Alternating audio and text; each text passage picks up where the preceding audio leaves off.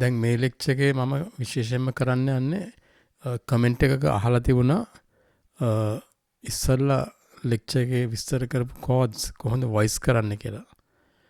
ඔව් ඇත්තට කෝඩ්ස් හැම එකකටම අපිට යන්න බෑ. අපි ඉස්සල්ලාම බලමු බේසික් මූලික වොයිසිං ක්‍රමයක් කොහොමද යොදන්නේ කියලා.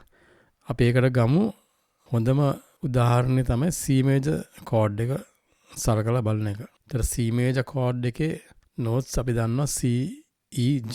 ඒක හැදෙන්නේ C major scale එකෙන්. C major scale එක කියන්නේ C D E F G A B C කියන notes 8න්. ඒකේ තියෙන major ඒකේ තියෙන tonic triad එක තමයි ඒකේ තියෙන tonic triad එක තමයි C major. C major chord එක voice කරන්නේ කොහොමද කියලා අපි පොඩ්ඩක් බලමු. දැන් අපි දන්නවනේ notes 3යි තියෙන්නේ කියලා chord එකේ. chord එකේ තියෙන notes 3යි. එහෙමනම් කොහොමද අපි අත් දෙකෙන්ම play කරන්නේ මේ chord එක? සාමාන්‍යයෙන් අපිට පුළුවන් අත් දෙකට බෙදාගත්තාම අපිට ඇත්තටම notes 5ක් විතර ගන්න පුළුවන්. ඔව්. දැන් අපි බලමු මේක බෙදාගන්නේ කොහොමද කියලා. C major chord එකේ මම ඉස්සෙල්ලා කිව්වා වගේ තියෙනවා notes 3ක් C E G.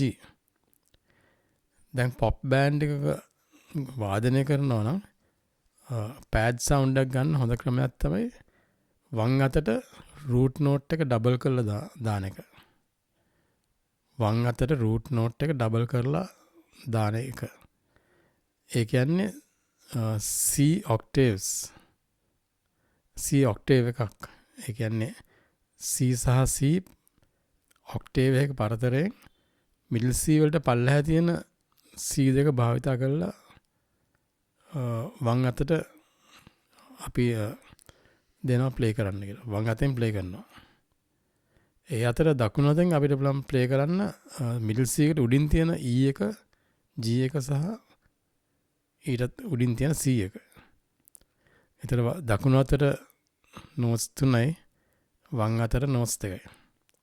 නැවතත් මම කියන්නම් වම් අතේ middle C එකට තියෙන පල්ලෙහාන් C එක සහ ඊටත් පල්ලෙහාන් තියෙන C එක වම් අතට දෙනවා octave එකක්. දකුණු අතට දෙනවා middle C එකෙන් උඩ තියෙන E එක G එක සහ C එක.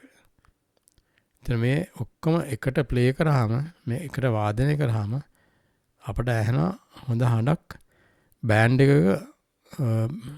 එකක් සමග වාදනය කරනකොට C chord එක ගහන් තියෙනවා නම් මේ විදිහට වාදනය කරන්න පුළුවන්. සමහරට අපිට නිකන් දකුණු අතෙන් විතරක් අර notes 3 විතරක් අල්ලන්නත් පුළුවන්. මොකද bass guitarist ගහනවා low notes. ඒ නිසා අපි හුඟක් bass guitarist ගේ ස්වර notes එක ගැටෙන්නත් හොඳ නැහැ. clash වෙන්න හොඳ නැහැ. ඒකින්ද හොඳට ඒක බලලා තමයි play කරන්න ඕනේ. bass guitarist ගහන note එක ගහන්න නැතුව ඊට උඩින් අර වම් අතේ ගහන notes ගහන්න වග බලන්න.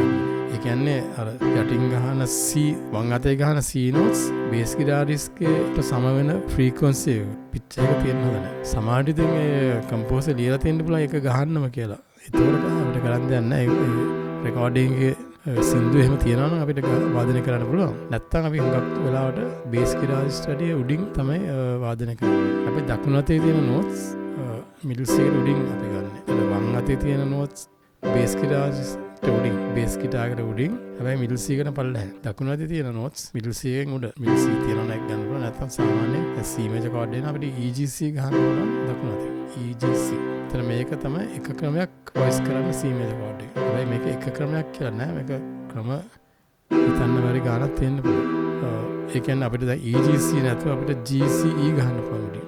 එහෙම නැත්නම් ඊටත් උඩින් ඊටත් high range එක ඊටත් high range එක C E G ගන්න පුළුවන්. අපි ඉස්සර වම් අතේ අර octave root එක තියාගන්න. හැබැයි දැන් අත තියන්න දැන් inversions ගහනවා. inversions කියන්නේ එතකොට දැන් C E G කියන්නේ root chord එකනේ root position. root position කියන්නේ chord එකේ නම ලැබිලා තියෙන note එක bass note එක හැටියට පාවිච්චි කරන එක. හැබැයි inversions වලදී වෙන්නේ root එක නෙමෙයි bass note එක වෙන note එක. C E G chord එක කියන E වෙන්න පුළුවන් bass note එක. එහෙම නැත්නම් G වෙන්න පුළුවන් bass note එක. ඒතකොට ඒවට අපි කියන්නේ inversions. ඒතකොට අපි bass note එක ගහන්නේ C නෙමෙයි. ඒතකොට අර octaves අපි මාරු කරන්න ඕනේ ඒ bass note එකට. අපි තුමු C වල first inversion එක ගහන්න කියලා. C වල first inversion කියන්නේ මොකක්ද? E G C. එවනම් lowest note එක. ඒ කියන්නේ bass note එක වම් අතෙන් ගහන අර octave notes එක E වෙන්න ඕන දැන්. ඉස්සලා ගහුවේ C root position එක දැන් ගහන්න ඕන අපි E. දකුණු අතේ අපිට අර ඉස්සලා ගහපු positionsම ගහන්න පුළුවන්. ඉස්සලා ගහපු notesම ගහන්න පුළුවන් අපිට. දකුණු අතේ අපිට පුළුවන් EGC ගන්න. හැබැයි වම් අතේ bass note එක E කරොත් chord එක first inversion C major chord එකක් වෙනවා. ඒ වගේම අපි වම් අතේ bass note එක G කරොත් chord එක second inversion C major chord එකක් වෙනවා. second inversion C major chord එකක් විදිහට තමයි අපිට ඇහෙන්නේ. ඒතර මේ හැමදේම මොනවා කරත් අපිට මෙලඩි එකත් අපි අහන්න ඕනේ. අපිට මෙලඩි එක අමතක කරන්න බෑ. මේ බෑන්ඩ් එකේ vocalist හරි lead instrumental player හරි වාදනය කරන මොකක් හරි මෙලඩි එකක් තියනවා නම් ටියුන් එකක් තියනවා නම් ඒක අමතක කරන්න බෑ.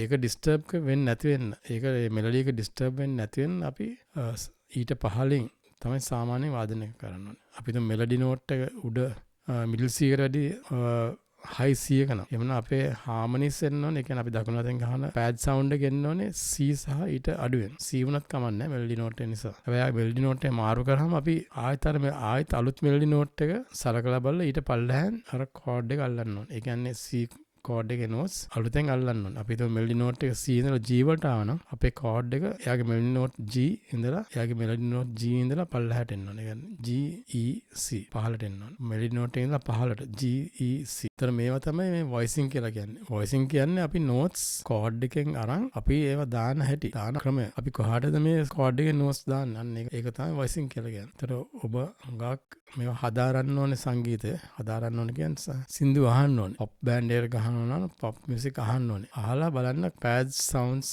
අපි තුමු pad sounds සාමාන්‍යයෙන් කීබෝඩ් එක Fender Rhodes වෙන්න පුළුවන්, organ එකක් වෙන්න පුළුවන්, නැත්නම් වෙන synthesizer tone එකක් වෙන්න පුළුවන්. ඒවා අහලා බලන්න ඒකල හුඟ දෙනෙක් ගහන්නේ කොහොමද කියලා. දැන් මට හොඳ උදාහරණයක් දෙන්න පුළුවන් අහන්න මේක ස්ටඩි කරන්න, හදාරන්න අහන්න සින්දුවක නමක් කියන්න.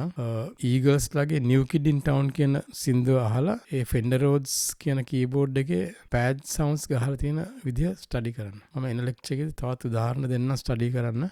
එන ලෙක්චර් එකේදී අපි හදාරමු C6 සහ C major 7 කොහොමද වොයිස් කරන්න කියලා.